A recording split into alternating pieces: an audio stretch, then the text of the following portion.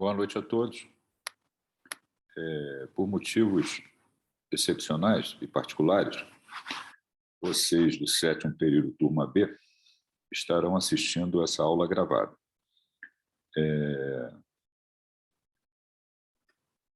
Obviamente, o conteúdo dessa aula fará parte da avaliação que vocês vão fazer, a turma A e B, né? Hoje a turma B, a turma A e B vai fazer a avaliação através do Google Forms, que eu já expliquei, já mostrei como será, no dia 1º/6, às 19 horas. Então, vamos lá para o nosso conteúdo, eu vou compartilhar a tela com vocês. Dentro da nossa disciplina, Escolher com Sabedoria em Medicina, hoje a gente vai abordar um outro tema e vamos voltar novamente a escolher com sabedoria. Vamos lá.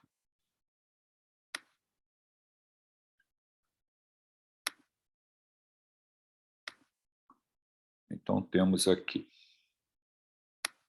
Hoje, nós vamos falar um pouquinho sobre o que a gente chama de prevenção quaternária. O que é a prevenção quaternária dentro, ou o quanto ela tem relação com escolher com sabedoria em medicina. Vamos lá. Como sempre, a gente vai dar um exemplo, né, que é um caso clínico. Aqui um paciente idoso admitido na UTI com insuficiência respiratória aguda hipoxêmica devido à broncoaspiração. É um paciente institucionalizado, apresenta demência por doença de Alzheimer em estágio avançado.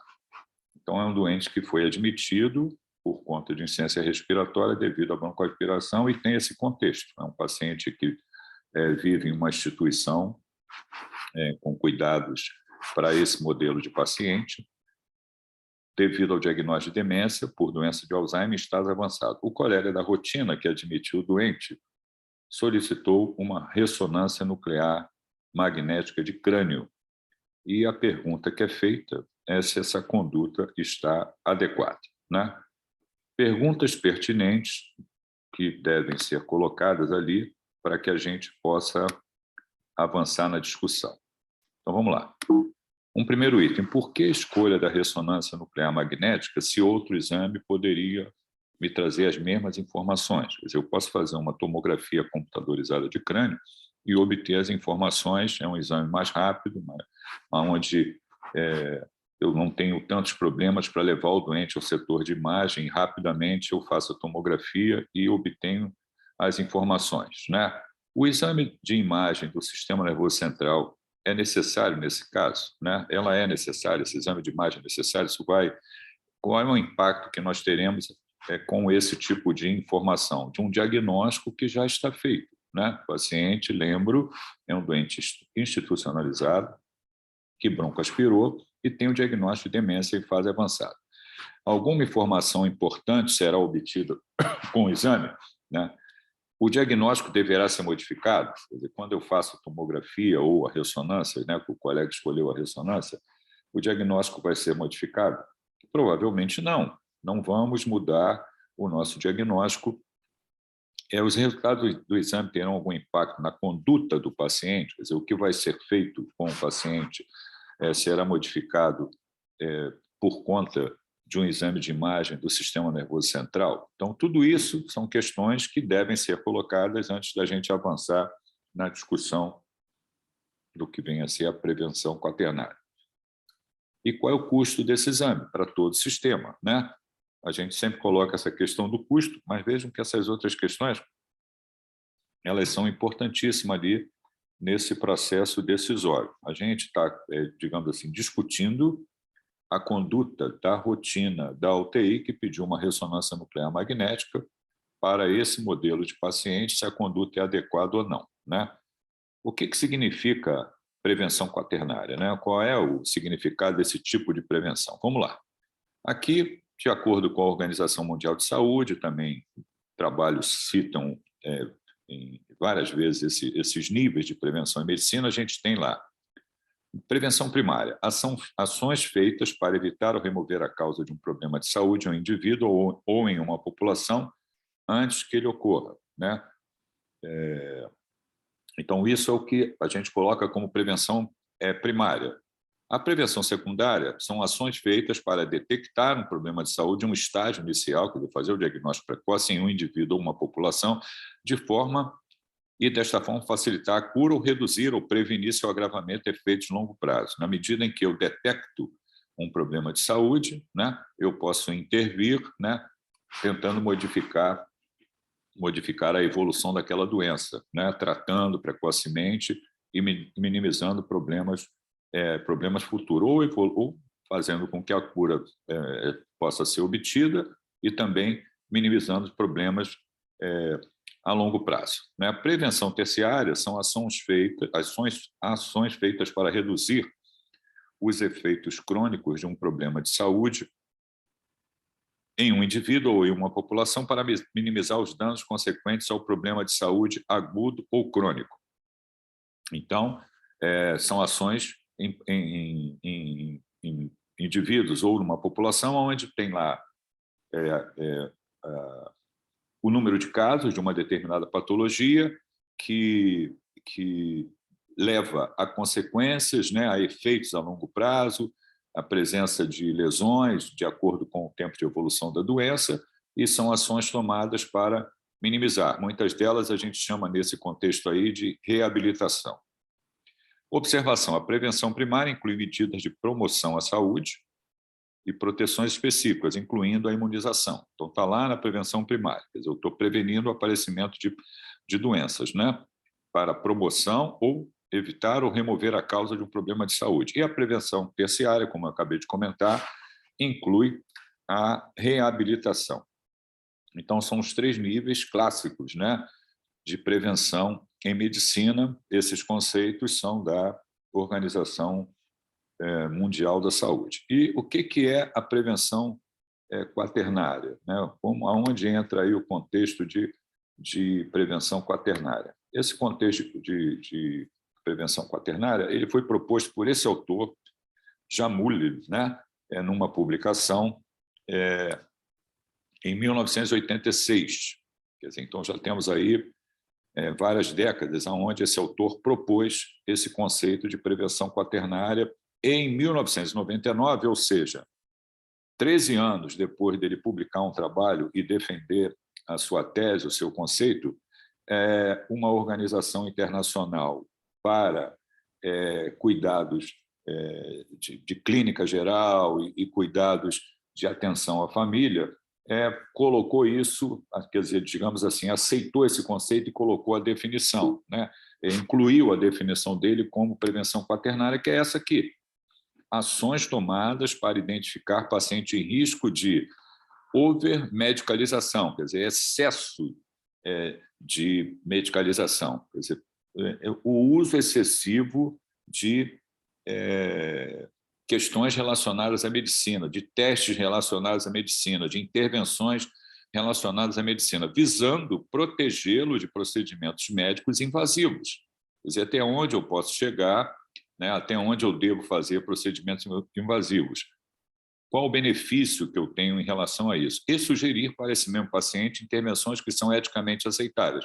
Quer dizer, eu tenho que ter uma relação com o paciente, conversar com o paciente e tentar encontrar o que deve ser feito do ponto de vista médico, mas sem excesso, sem invadir o paciente sem necessidade, sem pedir testes que podem trazer questões adicionais que, naquele contexto daquele paciente, não vão gerar benefícios em relação à evolução dele, em relação à conduta dele.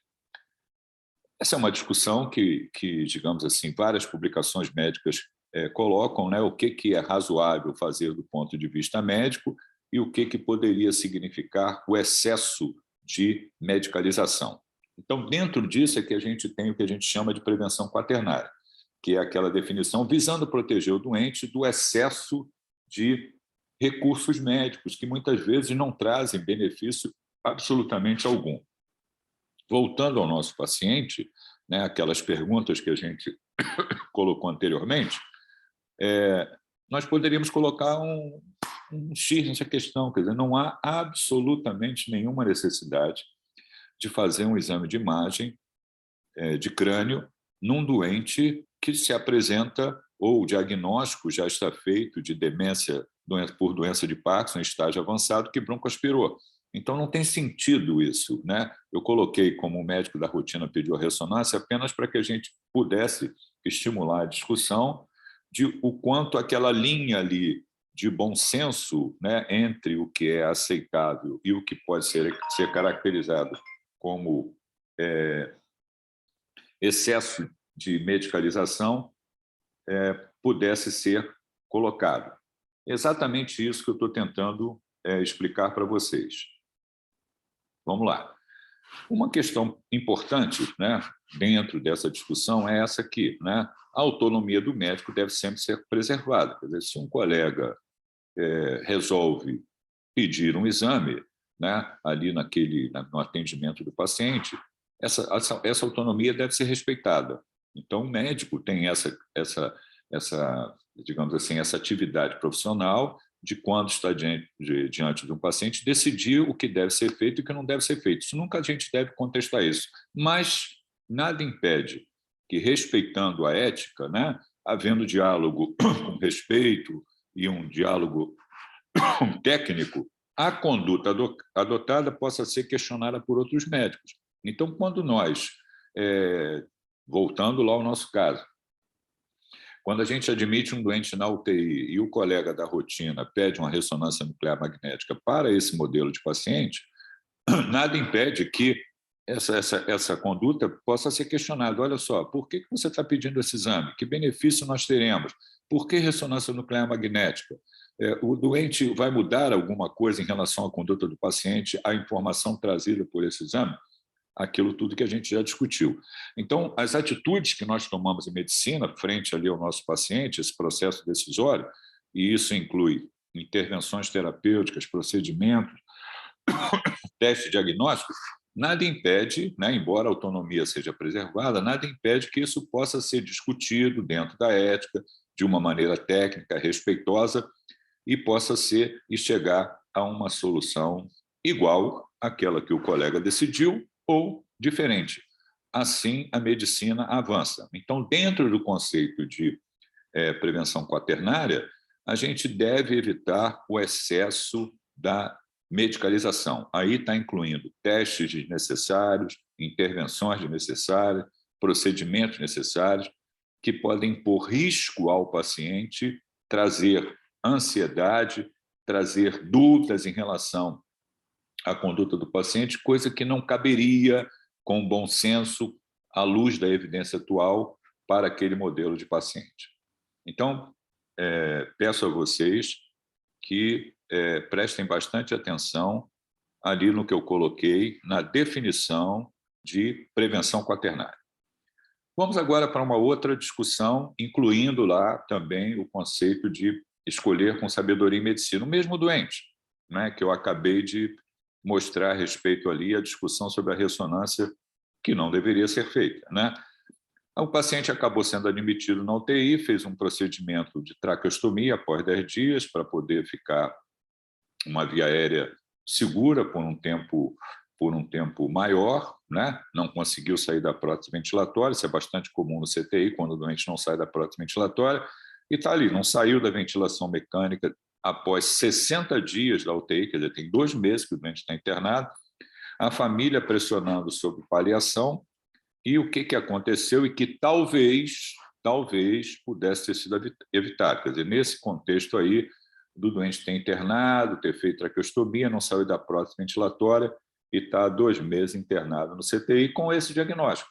Doente idoso, com doença de Alzheimer, com demência em estágio avançado, né?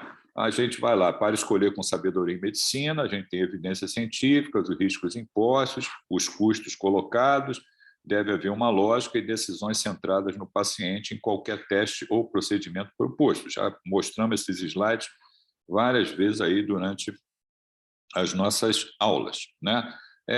Tem um caso clínico publicado no New England em 2015, muito interessante, aonde a questão colocada no caso clínico é essa aqui, né? Tem alguma semelhança ali com o que a gente está discutindo.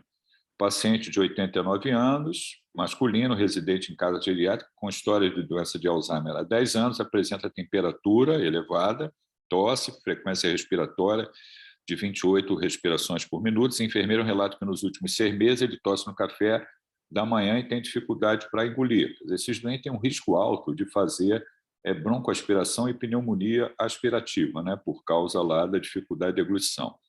Tem déficit de memória profunda, não reconhece mais sua filha, que é a sua procuradora, é restrito ao leito e capaz de balbuciar algumas palavras, porém é incapaz de realizar sozinho qualquer atividade diária, da vida diária. A enfermeira pergunta se ele deveria ser hospitalizado, como deveria ser esse paciente tratado. Então, ela coloca essa questão, se o paciente deveria ser levado ali de uma casa de repouso, né? Ele está institucionalizado, se ele deveria ser removido dali para um hospital e que nível de intervenção deveria ser oferecida. É uma discussão que ocorre em relação a isso. Aqui tem até uma foto do doente, né, com idoso lá, com um quadro caracterizado ali por demência em fase avançada, e no final desse artigo ele coloca alguns pontos assim para que todos prestem atenção. Demência avançada é uma das principais causas de morte nos Estados Unidos. Fatores presentes incluem déficit profundo de memória, inabilidade para reconhecer a família, mínima comunicação verbal, perda das habilidades para atividades ambulatoriais, inabilidade para fazer atividades diárias comuns e incontinência fecal e urinária. As complicações mais comuns são relacionadas à alimentação, deglutição e infecções. E esses problemas requerem tomada de decisões, né?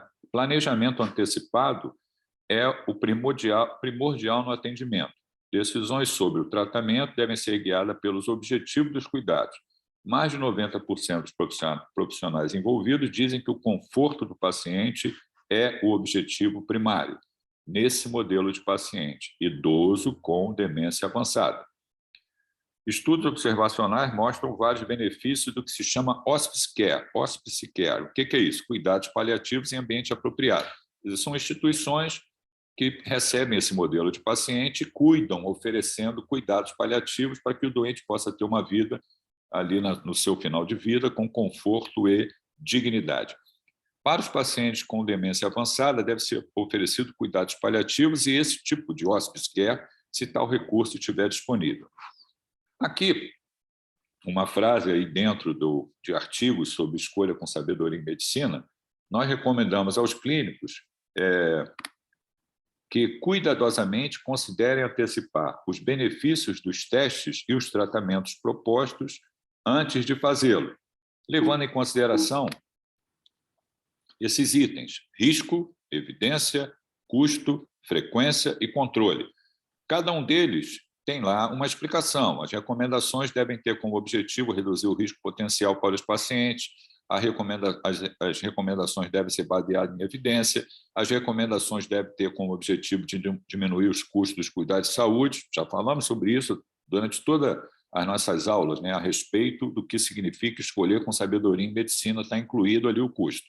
Frequência. As recomendações devem ter como alvo testes, procedimentos ou tratamento que são comuns, e controle. As recomendações devem ter como alvo testes, procedimentos ou tratamento que são de domínio do especialista. As recomendações da sociedade, no que se refere à campanha de escolha com sabedoria em medicina, elas devem ser do domínio do especialista. Bom, vamos lá. Então, a pergunta que foi feita é o que talvez pudesse ter sido feito para mudar ali aquela evolução de um doente que foi admitido na UTI com demência avançada, idoso, por conta de uma broncoaspiração, foi para a ventilação mecânica, não saiu da ventilação mecânica, tem lá 60, fez a traqueostomia e já passamos aí 2 meses com o doente acoplado ao ventilador, sem condições de sair da prótese ventilatória, e a família conversando sobre cuidados paliativos. Então, aqui é uma recomendação da Sociedade de Medicina Intensiva, falando o seguinte: não oferecer suporte avançado de vida a pacientes que não tenham possibilidade de recuperação. Vejam que eu coloquei lá, quando eu apresentei o caso, talvez está colocado o seguinte: uma conduta poderia ser feita, outra conduta poderia ser feita. Quer dizer, existe ali uma possibilidade de tipos de condutas distintos. O que está sendo colocado aqui, digamos assim, que é bastante razoável, não oferecer, a UTI não é para isso, não oferecer suporte avançado de vida a pacientes que não tenham possibilidade de recuperação. Os leitos de UTI não foram criados com esse tipo de objetivo. Nós colocamos doentes na UTI, são pacientes que têm chance de recuperação, né? Então, isso digamos assim, uma visão da Associação de Medicina Intensiva Brasileira, dentro da campanha de Escolher com Sabedoria em Medicina, dizendo que a gente não deve oferecer suporte avançado de vida para pacientes que não tenham possibilidade de recuperação. E isso deve ser colocado, né? E muitas vezes, né, digamos assim, o contexto ideal é que exista um médico que acompanhe o paciente, que tenha previamente discutido com a família do paciente, né, ou com o paciente, mas com demência não é possível ser feito, né, com a família do paciente, até onde vamos em relação a investimento, até onde vamos em relação a procedimentos que devem ser oferecidos àqueles pacientes que são idosos que apresentam esse quadro de demência avançada. Naquele caso clínico que eu mostrei para vocês, publicado na revista, essa discussão ela é feita, né, sobre vários aspectos, né, quais são as recomendações que podem ser colocadas, e se fala claramente que a gente não deve investir com procedimentos invasivos, com medidas de suporte avançado de vida em pacientes que não tenham chance de recuperação. Muito bem. Então, vejam, a aula de hoje foi uma aula em que a gente destacou o que se chama prevenção quaternária, que a gente deve evitar o excesso da medicalização, né, tentando proteger o doente dos riscos, dos procedimentos, de cirurgias, que não trariam benefício para aquele modelo de paciente. Então, a gente deve ter sempre cuidado com isso. E também mostrei quando se avança um pouco mais, né? E aí voltando à campanha de Escolha com Sabedoria em Medicina, essa questão de um doente que entra no ambiente de UTI, e aí a gente tem a questão de não oferecer suporte de vida avançado para pacientes que não tenham chance de recuperação. E destaquei que isso deve ser discutido previamente com o ideal, o modelo ideal é que tenha uma família presente, que tenha um médico que esteja acompanhando o doente, para que essas decisões possam ser tomadas dentro de uma boa prática médica. Muito bem. Nós vamos nos ver novamente, turma B, do 7º período, nós vamos nos ver novamente no dia 1º de junho, às 19 horas, que é uma quarta-feira, para fazer a nossa avaliação pelo formulário do Google Forms. Tá ok? Então, vocês, por favor, podem colocar o nome, a matrícula, e sair de sala, desculpem. Um prazer, mais uma vez, estar com vocês. Tá bom? Um abração para todos. Até o dia 1º de junho, quando a gente fará a nossa avaliação, que serão questões objetivas dentro disso tudo que a gente falou aí durante a nossa disciplina. Um abraço para todos.